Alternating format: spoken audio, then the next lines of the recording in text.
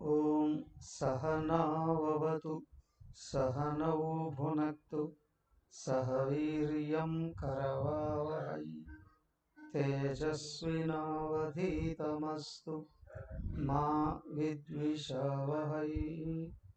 ఓం శాంతి శాంతి శాంతి.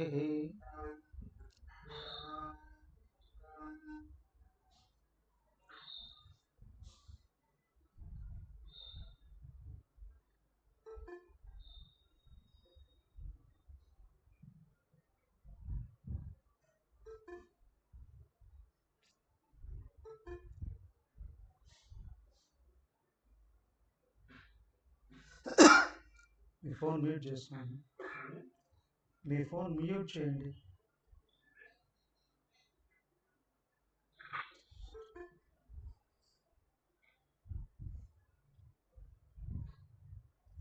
అరే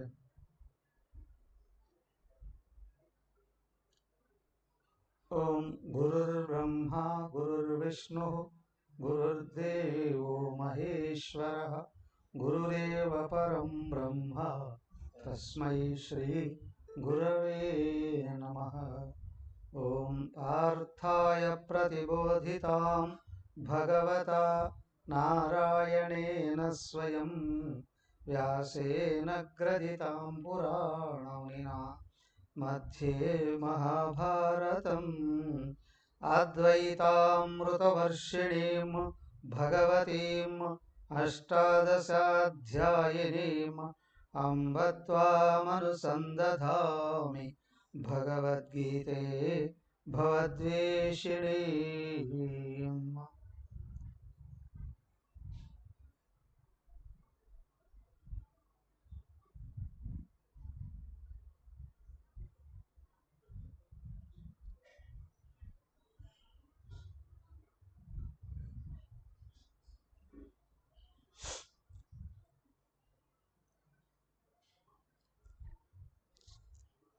హరి ఓం. శ్రీమద్ భగవద్గీత 18వ అధ్యాయం.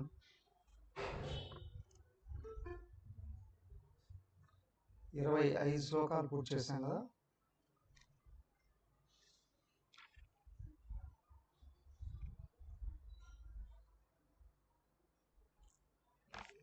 ఇరవై 25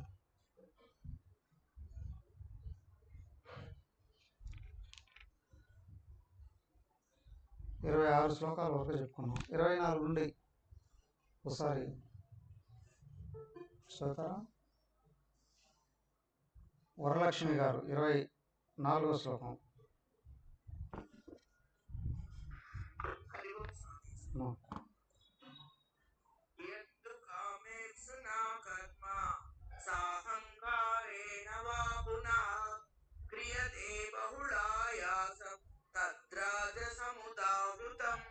నెక్స్ట్ మహాలక్ష్మి గారు.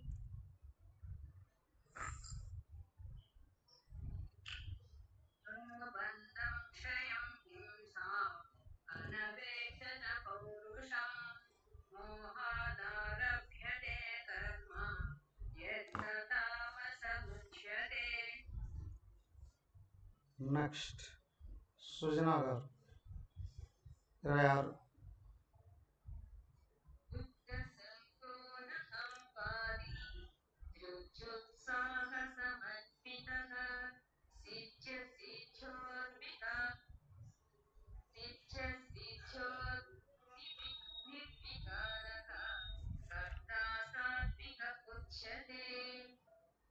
ఓకే.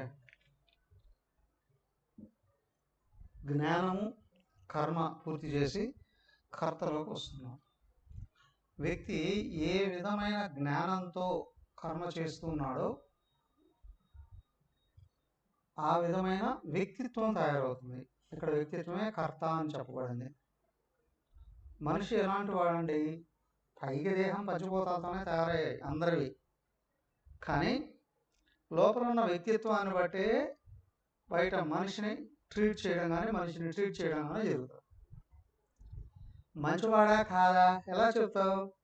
అతని ఆలోచనలు, చేసే పనులను బట్టే చెప్తాం, అంతేనా? ఆలోచనలు గుణాల నుండి వస్తున్నాయి. సో కాబట్టి ఏంటి అని అంటే, మనం ఏ విధమైన గుణాలను సంపాదించుకుంటున్నామో, తయారు చేసుకుంటున్నామో అలాంటి ఆలోచనలే వస్తాయి, ఆ విధమైన పనులే చేస్తాం.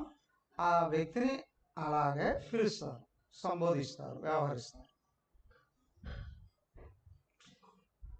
సాత్వికమైనటువంటి జ్ఞానం అందరూ ఒక్కడే అయి ఉన్నారు,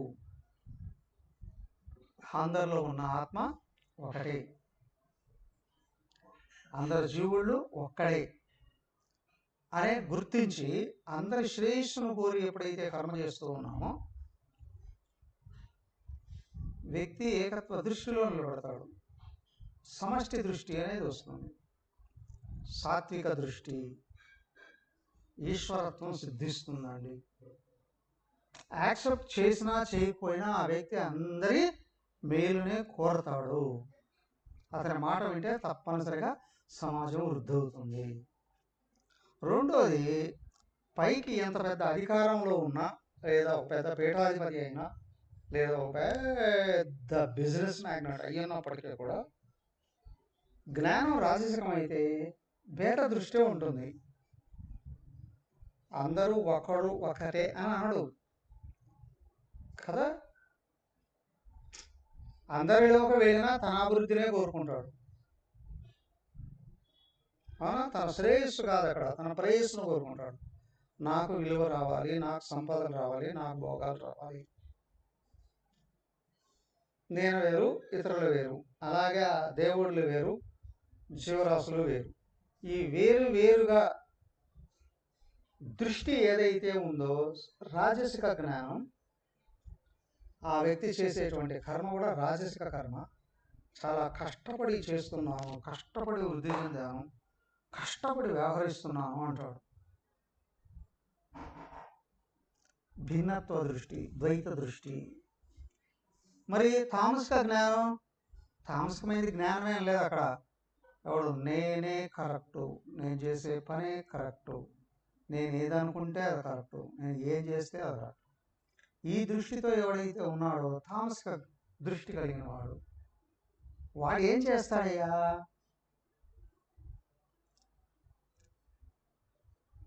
వాస్తవానికి వాడి అభివృద్ధి కొరకు కూడా వాడు పని చేయలేడు.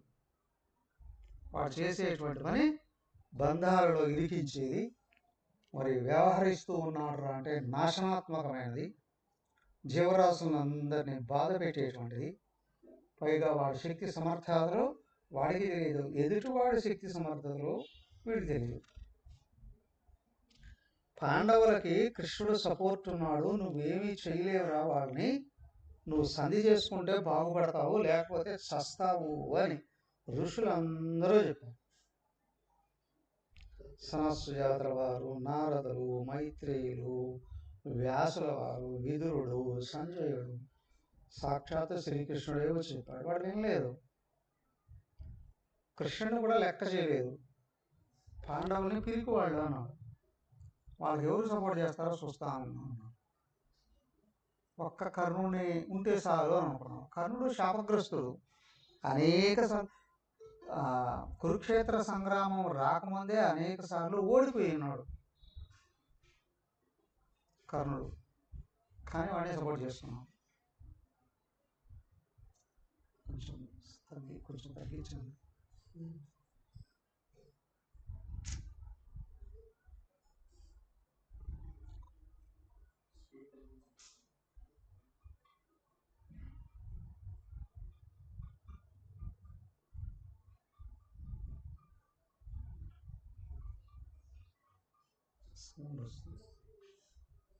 కొంచెం తగ్గించండి, కొంచెం తగ్గించండి.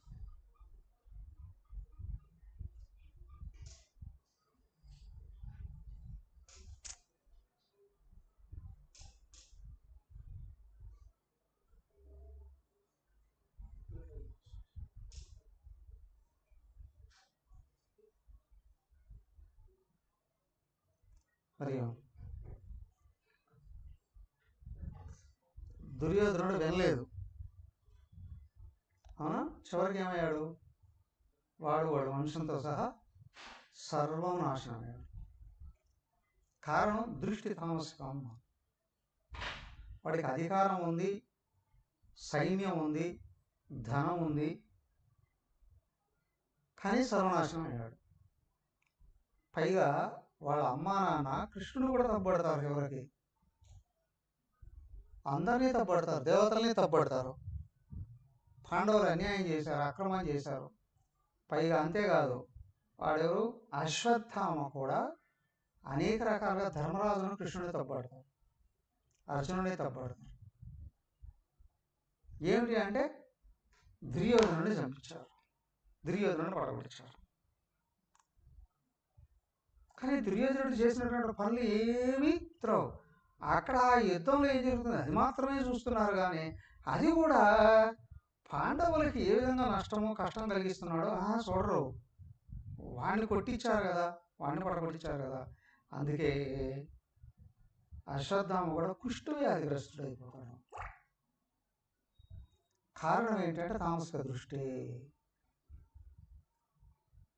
అవసరమైన ప్రకృతి కూడా వాళ్ళు వినియోగించుకుంటారు, కానీ వాళ్ళు మాత్రం బాగుపడరు, సుఖపడరు. ఇది తామసిక కర్మ. సరే, చివరికి ఏం చెప్తున్నారు మరి?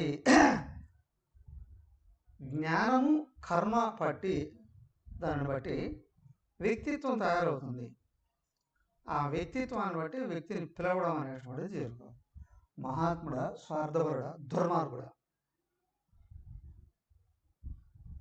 రంగం ఏదైనా మహాత్ముడు అని అంటే సన్యాసి అయి ఉండాల్సిన అవసరం లేదు, ఋషి అయి ఉండాల్సిన అవసరం లేదు. కానీ సంసారంలో ఉన్నప్పటికీ కూడా, అధికారి అయి ఉన్నప్పటికీ కూడా దృష్టిని బట్టే వ్యవహరించడం అనేటువంటిది రాజ ఋషులు అని అన్నారు, మహానుభావులు అన్నారు. కారణం ఏంటంటే వ్యక్తిత్వమే. సో కాబట్టి ఇక్కడ ఏంటి అంటే ఏ వంశంలో పుట్టాడా, ఏ అధికారంలో ఉన్నాడా, దానిని బట్టి కాదు వ్యక్తిని పిలిచేది, కొలిచేది వ్యక్తిత్వాన్ని బట్టి పిలవడం జరుగుతుంది. వ్యక్తిత్వం దృష్టి వ్యవహారాన్ని బట్టి తయారవుతుంది. మరి సాత్విక కర్త ఎలా ఉంటాడంటే ముక్త సంఘ అనహంభావి. వీళ్ళు నా వాళ్ళు కాని వాళ్ళు అనే భావం ఉండదు. మరి ఏముంటుంది? అనహంవాది. తన దేహంతోనే తన తాదాత్మ్యం ఉండదు. కాబట్టి అందరూ ఆయనే అని అంటాడు. కాబట్టి ఎవరి మీద రాగద్వేషాలు ఉండవు. దానికి పని చేస్తున్నాడు అంటే భగవంతుడు మెచ్చాలి అని చేస్తాడు, కానీ ప్రజల మెప్పు కోసం చేయడు. సో కాబట్టి ఆయనకి పని మొదలు పెట్టాడా, అనేక రకాలుగా బాగా చక్కగా ఆలోచించుకొని మొదలు పెడతాడు. కాబట్టి పని పూర్తి అయ్యేంత వరకు వదలడు. అలాగే పని జరుగుతూ ఉన్నప్పటికీ పనిలో ఫలితం వచ్చినా రాకపోయినా ఉత్సాహం దెబ్బతింది. సో ఇతన్నే సాత్విక కర్త.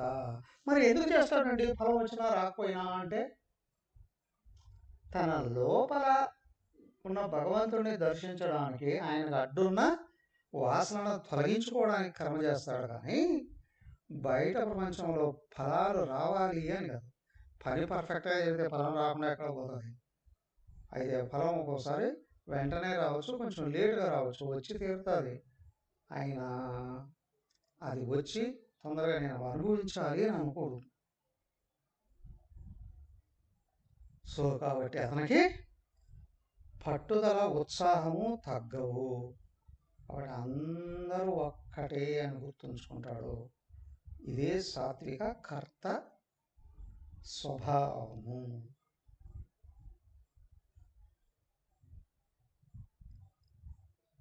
నా వాళ్ళు కాని వాళ్ళు అని అనుకుంటే మాత్రం లోపల రాగద్వేషాలు వస్తాయి. ఫలం రావాలి, నా వాళ్ళు అనుభవించాలి అని అనుకున్నాడా, వ్యక్తిత్వం సంకుచితం అయిపోతుంది, రాసికంలో పడిపోతుంది. ఎలా చూడండి? రాగీ కర్మ ఫల ప్రేప్సు లుబ్ధో హింసాత్మకో శుచి హర్షశోకాన్విత కర్త రాజసః పరికీర్తితః. రాగి. రాగి అంటే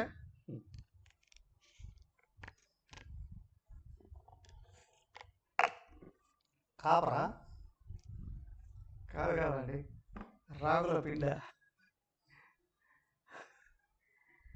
పూర్తి అటాచ్మెంట్లో ఉన్నటువంటి వాడు అని. అయితే ఈ రాగి అనేది ఇష్టంతో కావచ్చు, అయిష్టంతో కావచ్చు. పని ఎందుకు చేస్తామండి? ఎందుకు చేస్తాం పని?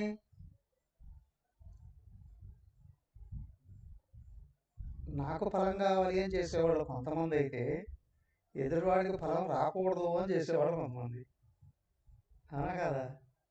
నేను బాగుపడాలి అని చేసేవాడు కొంతమంది అయితే, ఎదురువాడు నాశనం కావాలి అని చేసేవాడు కొంతమంది. అవునా కదా? ఏమయ్యా దీంట్లో అతుక్కుపోయినాడండి వీడు, రాగి పూర్తిగా అటాచ్మెంట్లో ఉన్నాడండి. అజ్ఞానంలో ఉన్నవాడు తన కొరకే తను చేసుకుంటాడు, లేదా తన భార్య పిల్లల కొరకు చేసుకుంటాడు కదా. సరే సరే సరే, ఏమండి చేసుకోకూడదా అని కాదు, రాజసికం అది. ఏమవుతుందండి అక్కడ చెప్తున్నాడు, కర్మఫల ప్రేప్సు ఈప్సు ప్రకర్షేణ ఈప్సు. ఎందుకు కర్మ చేస్తున్నాం? ఫలితం లేకపోతే ఎందుకు చేస్తామండి? ఎంత ఫలితం కావాలి? వీలైనంత ఎక్కువ ఫలితం కావాలండి. ఎక్కువ అంటే నేను చేసే కర్మ కంటే ఎక్కువ కావాలి. ఒక్కోసారి ఎక్కడ దాకా వెళ్తుందంటే, నేను ఏ కర్మ చేయకూడదు కానీ అందరి కర్మల ఫలాలు నాకు కావాలి అనే చోటుకు వెళ్ళినప్పుడే ఏమంటారు, కుంభకోణాలన్నీ ఉన్నాయి, అవన్నీ జరిగేది. అర్థమైందా? వ్యక్తి అధికారాన్నో లేదా జనబలాన్నో ధనబలాన్నో వినియోగించి ఇతరులు సంపాదించిన ఫలాలన్నీ దోచేయాలి అని అనుకుంటాడు. వాడు అధికార బలాన్నన్నా జనబలాన్ని ఎవడో ఒకటి ఉపయోగించి ఇతరులదంతా దోచేయాలి అని అప్పుడు ఏమనుకుంటాడు? ఇతరుల కర్మఫలం దోచేయాలనుకుంటే దొంగ కదా, చిన్న దొంగ పెద్ద దొంగ, ఇంకా ఇంకా ఇంకా ఇంకా ఇంకా హే ఎంత అధికార బలం దొరికిందిరా అంటే చాలా పెద్ద దొంగలుగా మారే అవకాశాలు ఉంటాయి. ఏమయ్యా ఏం చేస్తావు అంతా?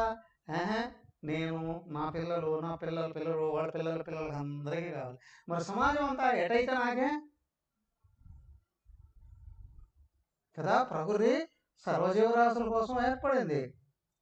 సో వ్యక్తులు స్వార్థపరులు కాకపోతే ఇక్కడ ప్రతి ఒక్కడికి కావాల్సినంత ఏర్పడుతుంది. కానీ వ్యక్తులు స్వార్థపరులు అయ్యారు అంటే ఇతరులని పొట్టగొట్టడం జరుగుతుంది. సో కాబట్టి ఇక్కడ ఏంటి అని అంటే, రాగి కర్మఫల ప్రేప్సు. కర్మ చేసావు ఫలితం కోరుకోవడం ఓకే, కానీ కర్మ చేయకుండా కూడా ఫలం కావాలి. కానీ కర్మఫలం కొరకే కర్మ చేస్తున్నా, కానీ ఎక్కువ కర్మఫలం కావాలి. అవునా? లుబ్ధుడు అంటే ఏంటంటే అంతా నాకే కావాలి, నాది నా దగ్గరే ఉండాలి, అందరిది నేను అనుభవించాలి. కర్మఫలం వచ్చింది వినియోగించడం లుబ్ధ, పిసులు కొట్టుడు. లుబ్ధుడు అంటే పిసులు కొట్టుడు, అంతా నాకే కావాలని కోరుకున్నాడు. హింసాత్మక, హింసా స్వభావం కలిగినటువంటి వాడు. అంటే నా కర్మఫలానికి ఎవడైనా అడ్డొచ్చాడు అంటే వాడిని నాశనం చేసేనా అంత సలాగేసుకుంటారు. ఈ వ్యక్తిత్వం ఎక్కడైతే ప్రవేశిస్తూ ఉందో ఆత్మ మరుగవుతూ ఉంటుంది. వ్యక్తికి శాంతి పడిపోతుంది, ఫస్ట్ సమర్థత పడిపోతుంది. అవునా? అధికార బలం ప్రారంధాన్ని బట్టి కొద్ది రోజులు ఉండొచ్చునేమో కానీ ఈ లోపల అందరికీ చెడు చేస్తాడు వీడు. అందరూ కలిసి చేస్తారు, ఒక్క ఏటు అడ్రస్ లేకుండా. మార్గం ఏదైనా కావచ్చు, మార్గం భౌతికం కావచ్చు, రాజకీయం కావచ్చు, ఆధ్యాత్మికం కావచ్చు, దైవ మార్గం కావచ్చు, ఎక్కడైనా సరే. అవునా? ఎక్కడ వ్యక్తి లుబ్ధుడవుతూ ఉన్నాడో హింసను ప్రయోగిస్తే ఇతరులను దెబ్బ కొట్టి లాగేసుకోవాలి. ఇతరుల ధనం నాకు కావాలి, ఇతరుల అధికారాలు నాకు కావాలి, ఎవడో బాగుపడకూడదు, నాకు అధికారం ఉండాలంటే అందరూ నాశనం అయిపోవాలి. ఇది సామాన్యంగా అందరిలో ఉంటుంది, కానీ ఆధ్యాత్మిక మార్గంలో ప్రవేశించిన తర్వాత ఇది వచ్చాడంటే సర్వనాశనమే. జన్మంతా వృధా అయిపోతుంది. ఎందుకంటే ఏకత్వం గుర్తించకపోతే ఎవరికైనా వస్తుంది.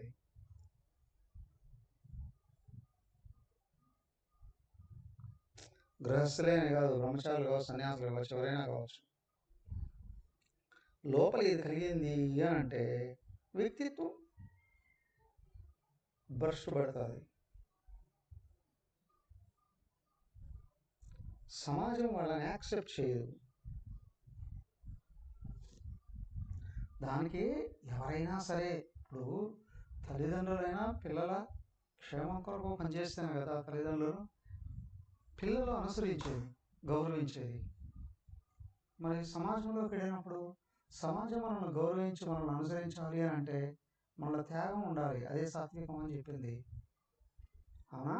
ఇతరుల అభివృద్ధిని కోరి పనిచేసేవాడు లీడర్ అవుతాడు. అవునా? ఇతరుల అభివృద్ధిని స్వార్థం కోసం వాడుకోవాలి.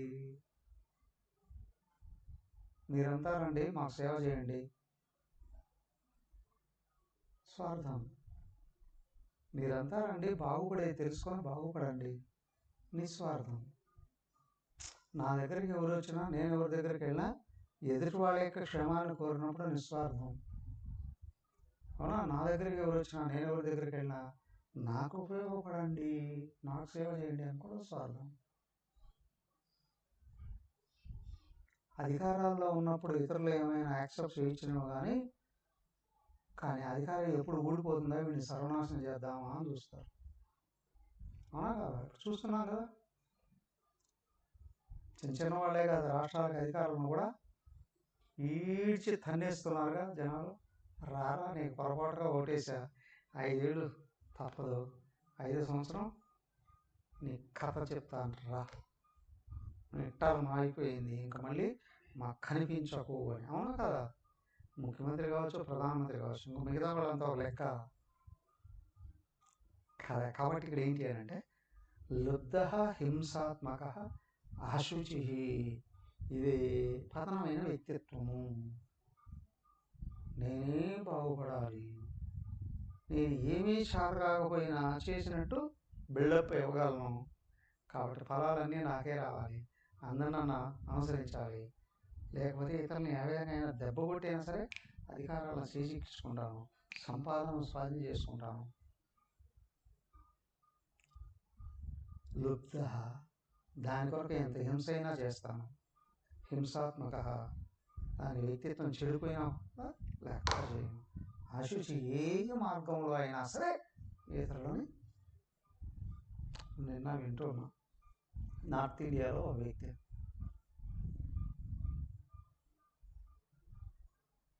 ప్రశాంత్ బాబా, వాడంతా వాడే పెట్టుకున్నాడు, ఒక సంస్థను సృజించాడు. దాంట్లో ఏంటంటే తొందరగా ఫేమస్ అయిపోవాలి, వాడికి డిసిప్లైన్ లేదు. అవునా? ఏకత్వ దృష్టి లేదు, నిజమైన విజ్ఞానం, ఉపనిషత్తు విజ్ఞానం లేదు. కానీ బిల్డప్ ఇవ్వాలి, బిల్డప్ ఇచ్చి అందరూ నా వెంట చూపించుకోవాలి. ఎలాగా? మానవుల యొక్క వీక్నెస్ను గుర్తించాడు. ఏం చేశాడు? పెద్ద సంస్థను పేరు పెట్టి స్వేచ్ఛగా మనందరం సుఖపడాలి అని అనుకుంటే రండి నా దగ్గరికి, నేను ఉపనిషత్తులు బోధిస్తాను, బౌద్ధం బోధిస్తాను, జైనం బోధిస్తాను, అంతా బోధిస్తాను. అందరినీ ఆకర్షించేటట్టే యువతనందరినీ, అమ్మాయిల్ని అబ్బాయిల్ని పిలిపించి వాళ్ళని ఏకాంతంగా కలపడం. మనం పుట్టింది ఎంజాయ్ చేయడానికి, మనం పుట్టింది సుఖపడడానికి. కానివ్వండి, ఏ పరిమితులు అవసరం లేదు, ఏ నియమాలు అవసరం లేదు, వీలైనంత ఎక్కువగా సుఖాన్ని అనుభవించడమే. ఎన్ని రోజులు? అటు వ్యక్తిత్వం చెడిపోయిన వాళ్ళందరూ వస్తారు, వీడికి కూడా ప్రారంభం ఉన్న రోజులు ఉంటాడు. ఒక్కసారి లేపితే త్రిలోక ఆధిపత్యాన్ని పట్టుకున్నటువంటి హిరణ్యకశ్యపుడు, రావణాసురుడు మిగిలారా? దుర్యోధనుడు ఆగాడా? మహావీరాది వీరులుగా చెప్పుకోబడేటువంటి వాళ్ళు కూడా ఏంటి, వాడు వాడిని అనుసరించే వాళ్ళు ఒక్కసారి కుప్పకూలిపోతారు, సర్వనాశనం అయిపోతారు. ప్రపంచాన్ని ఏలాడు ఓషో, అవునా? వాడు చేసే ఏదో పనులు ఒక్కసారి బయటపడ్డాయి. ఏం ఫైట్ ఎక్కాడు, కిందకి దిగనలేదు, ఎవరు కాల్చి పారేశారు పైన. వాడి సంస్థలు కుప్ప కూల్చి పారేశారు. మొత్తం ఇంటర్నేషనల్ ఫైట్స్ ఎక్కడెక్కడ. ఇప్పుడే ఒక రాజకీయ పార్టీలో తిరుగుతున్నాడు చూడు, ఆయన ఎవరో పాలో పెరుగో, ఈయన కూడా చాలా మెయింటైన్ చేశాడు. అవునా? ఏమవుతున్నాడు ఇప్పుడు? ఫన్నీ యాక్టర్ అయిపోయాడు కదా. ఏమయ్యా, లోపల వ్యక్తిత్వం కానీ ఇదిగో ఈ విధంగా తయారైంది అని అంటే సర్వనాశనానికే దారితీస్తుంది. హర్ష శోక అన్విత కర్త రాజసక పరిచేత. అనుకూల ఫలితం వచ్చినప్పుడు ఎగిరిగిరి పడడం, ప్రతికూల ఫలం వచ్చినప్పుడు కృంగిపోవడం. కారణం ఇదిగో లోపల ఉన్న వ్యక్తిత్వం ఇది. వీళ్ళ వల్ల సమాజానికి ఏమి మేలు జరగదు. చాలా హెల్ప్ జరిగినట్టు బిల్డప్ ఇస్తారు వాళ్ళు, కానీ సొంతానికి ఆస్తులు చేకూర్చుకుంటారు. వాళ్ళు ఎక్కడ అడుగు పెట్టినా స్వార్థమే ఉంటుంది. దానివల్ల వ్యక్తిత్వం దెబ్బతింటుంది. వీళ్ళు ఒక్కసారిగా సర్వనాశనం కావడం జరుగుతుంది. దానికి ఏంటంటే ఎదగాలి అంటే లోపల సూక్ష్మంగా ఒక థాట్ కొనసాగుతూ ఉండాలి. అందరూ బాగుపడాలి, దాని కొరకు నేను కృషి చేయాలి. ఏ సమాజం చెప్తారు సినిమా డైలాగు, అందరూ బాగుపడాలి, అందులో నేను ఉండాలి. ఇది స్వార్థపూరితమైనటువంటి లాగే. నో, అందరూ బాగుపడాలి, దాని కొరకు నేను కృషి చేయాలి.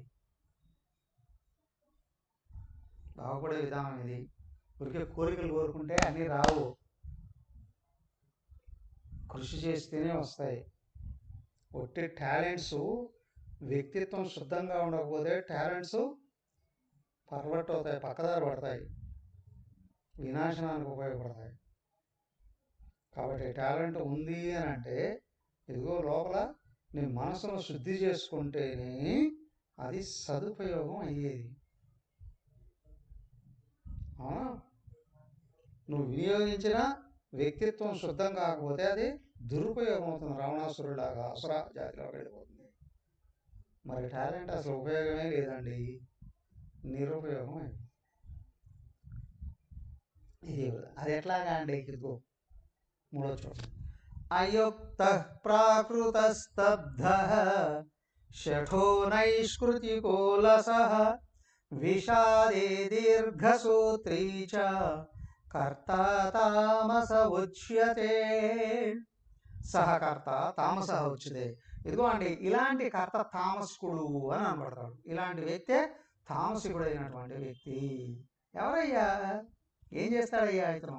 అయుక్త, అతని కంట్రోలే ఉండదు దేని మీద. అతని వాక్కు మీద కంట్రోల్ ఉండదు, అతని చేతుల మీద కంట్రోల్ ఉండదు. అవునా? అతని ఆలోచనలో అసలే కంట్రోల్ ఉండదు. వాడు ఇష్టం వచ్చినట్టు ఆలోచన చేస్తాడు, ఇష్టం వచ్చినట్టు మాట్లాడతాడు, తన ఇష్టం వచ్చినట్టు చేస్తాడు. అయుక్త. సరే, ఇష్టం వచ్చినట్టు చేస్తే చేయకూడదా అండి? ప్రాకృత, నీచమైన ఆలోచనలు, నీచమైన వ్యవహారాలు. అయ్యవారు ఏం చేస్తున్నాడండి? వలకపోసి ఎత్తుకుంటున్నాడండి, అన్నీ చెడగొడుతున్నాడండి. ప్రాకృత, వాడు అప్పుడే మానవ జన్మకు వచ్చాడు. వాడి ఆలోచనలు శుద్ధంగా లేవు. చేస్తే చెడే చేస్తాడు, లేకపోతే స్తబ్ద, కొండచెలువులా కూర్చుంటాడు. ఆహారం దగ్గరకు వస్తేనే తింటాడు. స్తబ్ద, ఏం చేయాలనిపించదు. షఠ, అయ్యా షఠ. షఠ అంటే వీడు మొండివాడండి, నాకు ఇష్టం ఇదే చేస్తా, ఎవడన్నా అడ్డొస్తే ఏమైనా చేస్తా. నైష్కృతిగా, సంస్కారహీనుడు.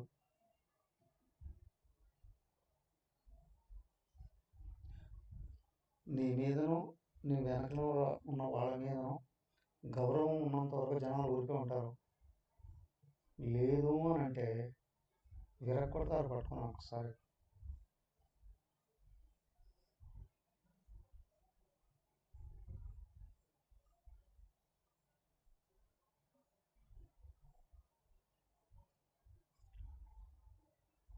భయంకరంగా చంపుతారు. చూస్తూనే ఉన్నాము.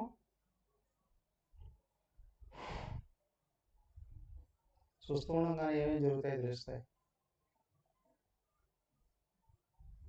ఇప్పుడున్న ముఖ్యమంత్రి గారు లేదా పోయిన ముఖ్యమంత్రి గారు అట్లా వివరించారండి. వాడు వంశమే అంత అయ్యా, వాళ్ళ నాన్న కూడా అట్టగే తెచ్చాడు, వాళ్ళ నాన్న ముక్కలు పుడిచి చంపారండి. కారణం ఊరికేనా? కుట్టి చంపుతారు. సమాజానికి ఎంత ద్రోహం చేసావో అంతా రిపీట్ అవుతుంది. కొంతమంది అన్నమాట ఎవడు చెప్పినా వినడండి. సీతయ్య ఎవడి మాట వినడండి కదా. నేను ఎవడి మాట వినండి. నైష్కృతిక షట లోపల సంస్కారం సూక్ష్మంగా శుద్ధంగా ఉంటే వినే శక్తి ఉంటుంది. నా ఇష్టం వచ్చినట్టు నేను నడుచుకుంటాను అని అనుకుంటే మొండివాడు, సంస్కారహీనుడు.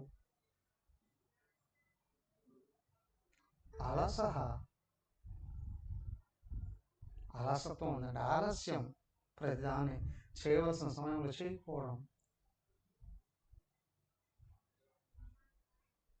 లోపల అలాంటి వ్యక్తికి విషాది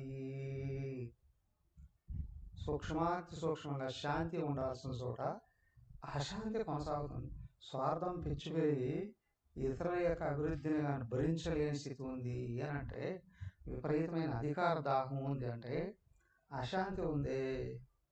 కొందరి ఇళ్లలో ఇంతకుముందు నైట్ అంటే దీపాలు వెలుగుతూ ఉండేవి కదా, కిరోసిన్ దీపాలు. అలాగా అశాంతి వెలుగుతూ ఉంటుంది, లోపల మాడుస్తూ ఉంటుంది హృదయాన్ని. వాళ్ళు ఎవరి గురించి ఆలోచన చేసిన లోపల విపరీతమైన కసి.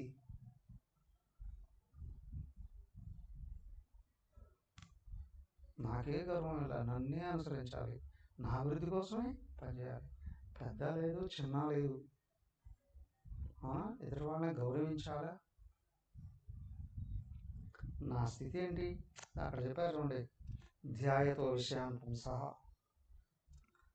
కామాత్ క్రోధో విజాయతే క్రోధాత్ భవతి సమ్మోహ సమ్మోహాత్ స్మృతి విభ్రమ స్మృతి భ్రంశాత్ బుద్ధినాశాత్ వినశ్యతి అని. లోపల కామక్రోధాలు రగులుతున్నాయిరా అంటే అన్నీ తామసికమైనటువంటి ఆలోచనలే ఉంటాయి. అయుక్త, ఏ నిబద్ధత ఉండదు, డిసిప్లైన్ ఉండదు. చేస్తే చేస్తా, లేకుంటే లేదు. నాకు ఇష్టం వచ్చినప్పుడు నాకు ఇష్టమైంది చేస్తా. ప్రతి వ్యక్తికి కంపల్సరీ ఒక డిసిప్లైన్, ఏ రంగంలో అయినా సరే. సముద్రానికి వెళ్ళి చేపలు పట్టేవాడికి కూడా ఒక నియమావళి ఉంటుంది. వాడు ఎన్ని గంటలకు లేచి ఏ టైంలో సముద్రానికి వెళితే వాడికి కావాల్సినటువంటి వాడి చేపలు దొరుకుతాయా అని. గవర్నమెంట్ జాబ్ చేస్తూ ఉన్న వాడికి ఎన్ని గంటలకు లేయాలి, ఎన్ని గంటలకి వాడు ఆఫీస్కి వెళ్ళాలి, ఏమేం చేయాలి, మళ్ళీ ఎన్ని గంటల పని రావాలి ఉంటుంది. గవర్నమెంట్ కావచ్చు, ప్రైవేట్ సెక్టార్ కావచ్చు. అంతేనా? మరి ఆధ్యాత్మిక సాధకులైనటువంటి వాళ్ళు లోపల దేవుడు ఉన్నాడు, గురుదేవుడు చూస్తూ ఉన్నాడు. నేను డిసిప్లైన్ ఆచరిస్తేనే నాకు దైవానుగ్రహం వస్తుంది. నాకు తెలివితేటలు ఉన్నాయి, నేనేం చేస్తాను? మనలో ఉన్న ఆ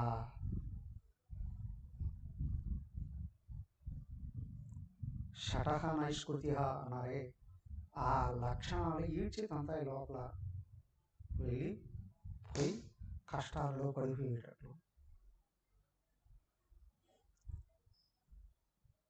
దేహం అనుకూలంగా ఉండగానే, సరైన ఏజ్లో ఉండగానే డిసిప్లైన్ ఉండాలి. డిసిప్లైన్ అంటే చెడు చేయకపోవడం అనేది కాదు, కానీ దేహాన్ని ఎలాగా వినియోగించుకోవాలి, సరైన ఏజ్లో సరైన బాధ్యతలు ఉన్నప్పుడు సరైన డిసిప్లిన్తో సరైన వ్యక్తిత్వాన్ని పెంపొందింపజేసుకోవడం కొరకు వ్యక్తి వ్యవహరించే తీరు ఉంది. ఇదే తపస్సు అనబడుతుంది. ఇదే భవిష్యత్తులో వ్యక్తి ఎక్కడ కూర్చున్నా లోపల ప్రశాంతతను ఇస్తుంది, సుఖాన్ని ఇస్తుంది. ఆయన దగ్గరికి వెళ్ళి ఆశీస్సులు తీసుకుందామండి,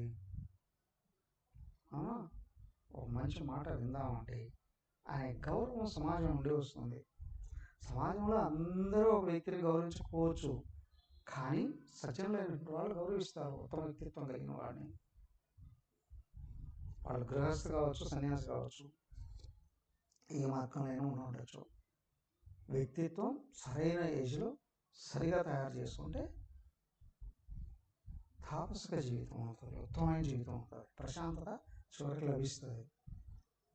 అప్పుడు మాత్రమే ఇదిగోనా చూడండి, ఈ విషాదంలో పడిపోకుండా ఉంటాడు.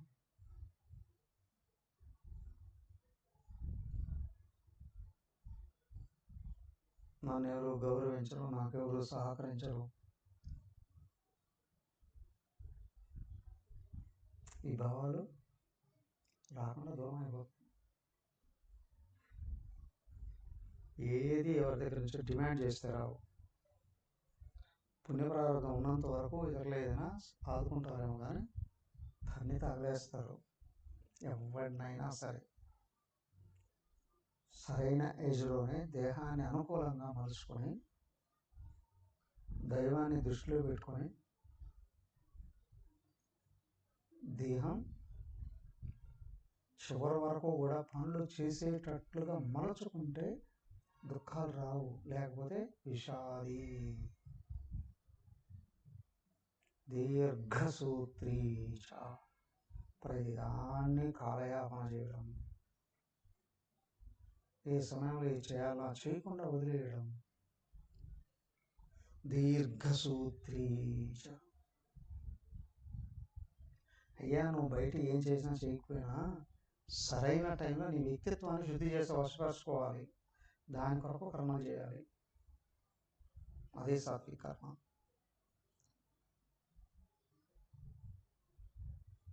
నువ్వు బయట ఎంత చేస్తున్నావు కాదు, ఏ దృష్టితో చేస్తున్నావు, నువ్వు ఎంత గొప్ప పేరు తెచ్చుకున్నావు కాదు, నీ వ్యక్తిత్వం ఎంత శుద్ధమైంది. నువ్వు చేసినా చేయకపోయినా సుఖంగా ఉండగలగాలి అంటే నీ మనసు నీ మాట వినగలగాలి.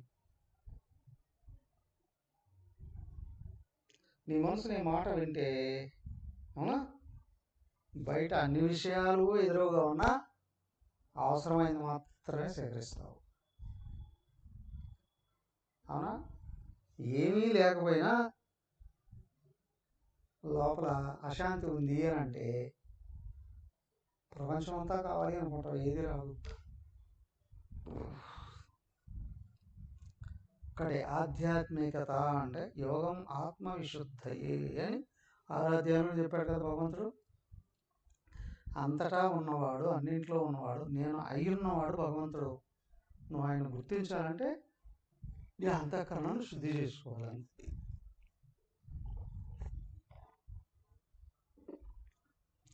శుద్ధమైన అంతఃకరణాన్ని సాత్విక కర్త అని అంటున్నారు. శుద్ధమైన అంతఃకరణాన్ని ఆశ్రయించిన ఆత్మని.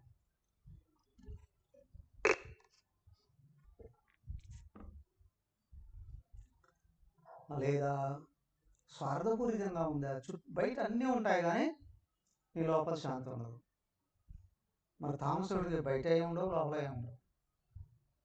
నువ్వు దైవాన్ని ఆశ్రయిస్తే నిదానంగా అయినా నీ ప్రకృతి వశం అవుతుంది. దైవాన్ని గురువుల్ని కాలదనేసి ఎవరో కనబట్టుకొని వేడే సర్వస్వం అనుకున్నావా, వాళ్ళే తనేస్తారు ఏదో ఒక రోజు.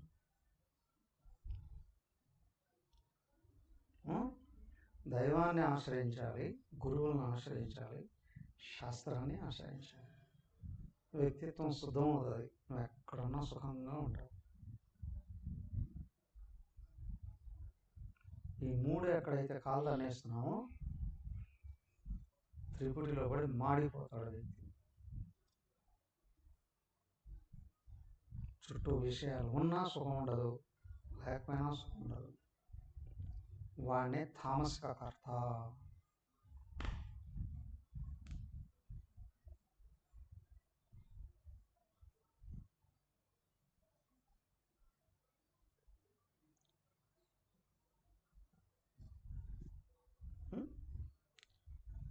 సాత్వికంగా జీవిస్తే సత్యంత వరకు సమాజం గౌరవిస్తుంది, ఆశ్రయిస్తుంది, వినియోగించుకుంటుంది. రాజసంగా జీవిస్తే సమాజం కాదన్నా ఏదో నువ్వు చుట్టూ సంపాదించుకున్నటువంటివి వాటి మీద ఆశ్రయించబడైనా బతుకు. కానీ తామసికంగా జీవిస్తే సమాజము తోసేస్తుంది, వ్యక్తిత్వం నాశనం అవుతుంది.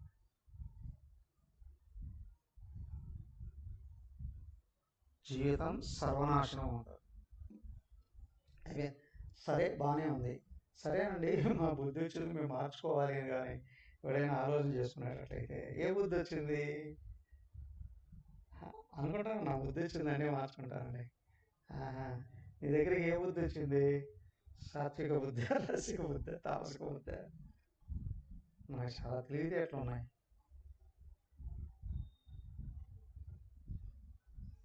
ఇప్పుడు సాత్వికుడు దేన్ని ఆశ్రయించాడు? దేవుని ఆశ్రయించాడు. దేవుని ఆశ్రయిస్తాడు కాబట్టి వాడు ఎక్కడైనా సుఖంగా ఉంటాడు. వాడు ఎక్కడికి వెళ్ళినా అదే అంటారు. ఒక ఆశ్రమం ఏర్పడుతుందండి, ఒక ఫాలోయింగ్ ఏర్పడుతుందండి. ఎందుకు? మొట్టమొదటి నువ్వు ఒంటరిగానే ఉన్నావు, సర్వేజన సుఖం, మనస్ఫూర్తిగా సర్వేజన సుఖం పోంత అనగలిగేటట్లయితే అందరూ వెంట వస్తారు. ఎందుకు?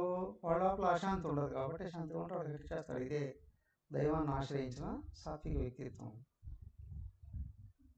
దీన్ని పెంపొందింపజేసుకునేదే బుద్ధి కదా. ఎలా చూడండి, బుద్ధేర్భేదం ధృతేశ్చైవ గుణతస్త్రివిధం శృణు ప్రోచ్యమానమశేషేణ పృథక్త్వేన ధనంజయ.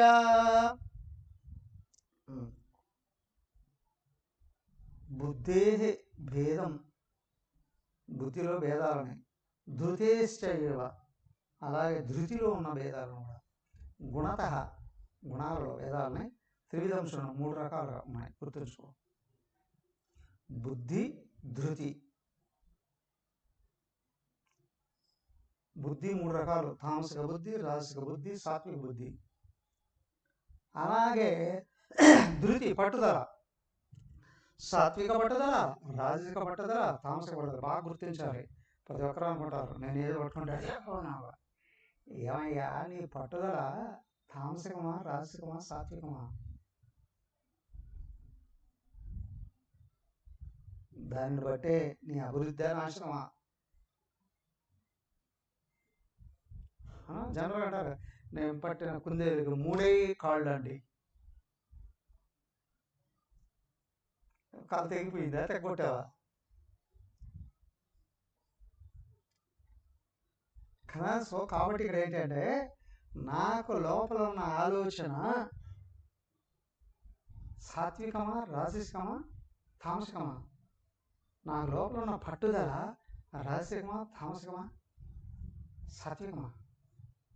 దాన్ని బట్టి అభివృద్ధి. పురుక్షమానమశేషే, అయ్యా అశేషేణ పురుక్షమానం. దీని గురించి బాగా పూర్తిగా చెప్తున్నారు. ఏనా పృథక్త్వేన, దేని దానికి విడివిడిగా. ధనంజయ, హలో, నీకు ప్రపంచం మీద ఆసక్తి ఉంది అంటే ఖచ్చితంగా సాత్వికమైనది రాదు.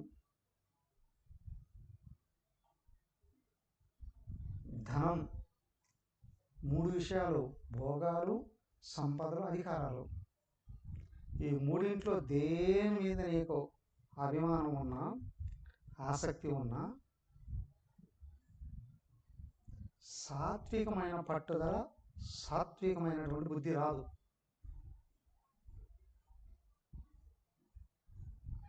తన్నుకొని చేసిన శాస్త్రం అర్థం కాదు మనకి. అవునా? సమాజంలో చాలా సమర్థులుగానే ఉంటారు వాళ్ళు, పుట్టుకనే సమర్థులుగా ఉంటారు కొంతమంది. కానీ వ్యక్తిలో సాత్వికత లేకపోతే శాస్త్రం అనుగ్రహించదు. శాస్త్రం అర్థం కాదు, శాస్త్ర ప్రచారాన్ని పట్టుకోలేరు. అనేక టాలెంట్స్ ఉంటాయి, ప్రపంచం అంతా తిరగగలరు. శాస్త్రం దగ్గరికి, శాస్త్రాన్ని మదించడం, శాస్త్రాన్ని వశం చేసుకోవడం వాళ్ళకి రాదు చాలామందికి. కారణం సాత్విక బుద్ధి లేదండి అక్కడ. కానీ శాస్త్ర జ్ఞానం కావాలి ఈరోజు, కానీ పట్టుదల కూడా లేదండి. అంటే సాత్విక ధృతి కూడా లేదండి. దానికే ధనంజయ, అయ్యా నువ్వు ప్రపంచం మీద ఆసక్తిని జయిస్తేనే పరమాత్మలో పట్టుదల దొరుకుతుంది. ఎందుకు? ప్రపంచం శాశ్వతమా, పరమాత్మ శాశ్వతమా? సో నువ్వు శాశ్వతమైనది కోరుతున్నావా, అశాశ్వతమైనది కోరుతున్నావా? కొంతమంది చాలా తెలివిగా మాట్లాడతారు, మనం ఏం శాశ్వతం కాదు, మనం ఇంకో శాశ్వతాన్ని ఏం పట్టుకుంటావు అంటే నీకు ఆత్మ మీద దృష్టి లేదు. అవునా కదా? వీడు సమాజానికి చాలా దగ్గరకు వచ్చి మాట్లాడతారు కదా. కానీ ఇక్కడ నేను ఆత్మ అయితే శాశ్వతం, నేను అనాత్మని అనే దృష్టిలో ఉంటే నేను అశాశ్వతం. ప్రపంచంలో ఎవరు శాశ్వతం కాదు. చాలా అనుభవజ్ఞుల్లా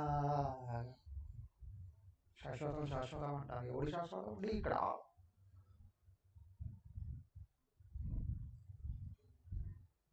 పంచభూతాత్మికమైనటువంటిది శాశ్వతం కాదు.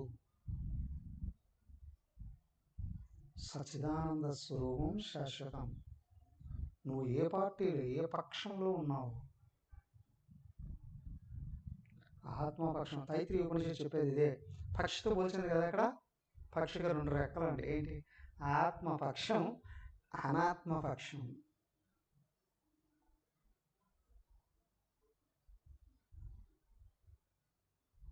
అవిద్యాపక్షం, విద్యాపక్షం, ప్రేయోపక్షం, శ్రేయోపక్షం. నువ్వు ఏ పక్షంలో ఉన్నావు?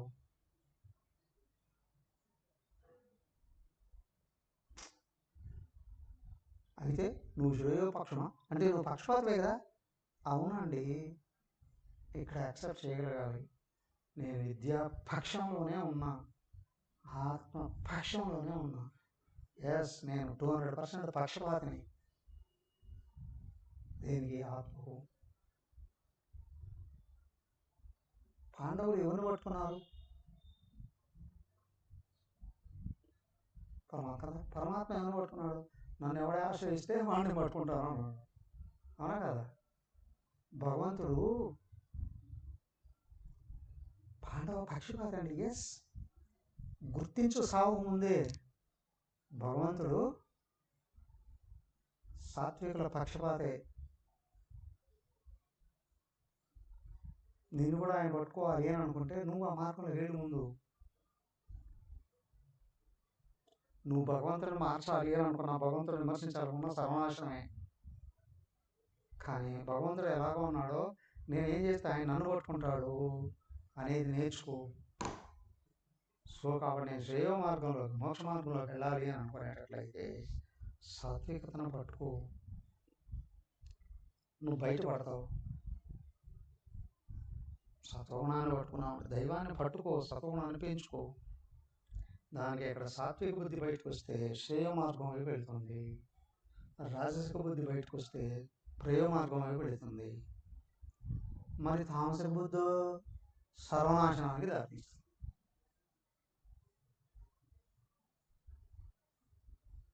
ఒక డౌట్, బుద్ధి ఉందా లేదా? అదే తామసికం. తామసికమైంది బుద్ధి కాదు. కాబట్టి ఇక్కడ రాజసిక బుద్ధి అసురపక్షాన్ని పట్టుకుంటుంది, సాత్విక బుద్ధి దైవపక్షాన్ని పట్టుకుంటుంది, దైవాన్ని పట్టుకుంటుంది. కాబట్టి బుద్ధిలో 3 రకాలు ఉన్నాయండి, పట్టుదలలో కూడా 3 రకాలు ఉన్నాయండి. నువ్వు దేన్ని పట్టుకుంటే ఏమవుతావో నీకు ఇప్పుడే తెలుస్తుంది. అవునా? తరించబడాలా? సాత్విక మార్గాన్ని పట్టుకో. నేను సాత్వికతను పట్టుకోను కానీ నేను తరించబడాలి. హిరణ్యకశిపుడు, రావణాసుడే సర్వనాశనం అయ్యారు. నువ్వేంటి ఒక లెక్క పుక్కురు వెళ్ళిపోతావు, వెళ్ళిపోతావు. సో సాత్విక పక్షాన్ని పట్టుకుంటేనే సాత్విక బుద్ధి వస్తుంది, సాత్విక ధృతి వస్తుంది, సాత్విక సుఖం. ఏమంటే సాత్విక సుఖం? ఆత్మసుఖమే. నువ్వు ప్రపంచం దేని మీద ఆధారపడకుండా సుఖంగా ఉండాలి అనుకుంటే భగవంతుడిని ఆశ్రయించు. నెక్స్ట్ హరి ఓం. సర్వే భవంతు సుఖినః, సర్వే సంతు నిరామయాః, సర్వే భద్రాణి పశ్యంతు, మా కశ్చిద్ దుఃఖభాగ్ భవేత్. ఓం శాంతి శాంతి శాంతి. హరి ఓం. శ్రీ గురుభ్యో నమః. హరి ఓం.